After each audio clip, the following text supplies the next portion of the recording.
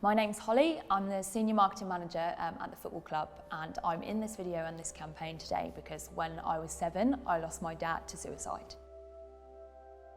It was the 6th of November 1999 and we'd gone over to my uncle's house to celebrate bonfire night, and for some reason my dad just didn't come. At the time it didn't feel strange, we just went and we had a good time. And I remember my mum called him to pick us up and he didn't answer. So we got dropped off by my uncle. And when we got in, all the lights were on. And after that, everything is a bit of a blur. I remember my mum going upstairs and being on the phone to the ambulance about what to do to cut him down and bring him to safety. And then after that, everything just kind of, life changed just in the blink of an eye. Norwich was his boyhood club and it meant everything to him to be able to support his team. He was a season ticket holder, and I think the biggest memory for me is that he used to try and get me to come to the football, and I was always adamant that I wasn't going, which looking back now is quite funny because I'm at the stadium every day. But I think that was why it was so important for me to be a part of this campaign, because he would be so proud of me not only working at his boyhood club but also advocating for mental health. So as I grew up and got older, I found it really difficult to accept kind of what he'd done and what had happened, and I almost found him selfish for wanting to leave us. But I think as you get older and you battle your own demons and your own stigmas, you realise that actually there was no solution for him, that was the only way out. And I think that's why this is so important, to kind of explain why we need to have mental health support and why mental health needs to be more talked about. In terms of how it affected us, it literally changed our whole life.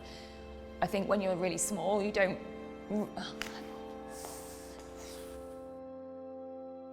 So when you're small, you don't realise how much people are doing things to keep your life as normal as possible, but everything changed. We were pulled out of school, we moved to my grandma's, everything was different. Everything that you think you have planned is now gone.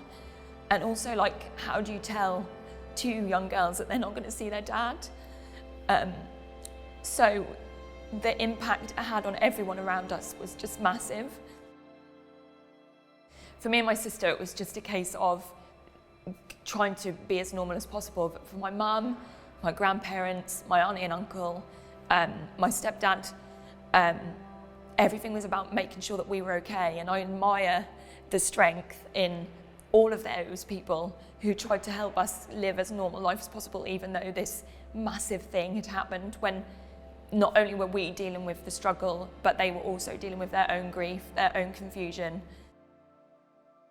And although you feel like the presence of that person not being there, having those people in my corner really helped make up for that fact. And we're so lucky to still have such a tight-knit family that loves each other so much. I think it's one of those things that you never ever get over, ever. I think you just learn how to cope with it. There are times where there's big events where it really stings not having him there. But I feel very grateful and very lucky that I have so many friends and family that still let me talk about him and can be open about him. Also, after a really difficult year in 2018, I self-referred to the Wellbeing Service for Mind, and that was the best thing I could have ever done.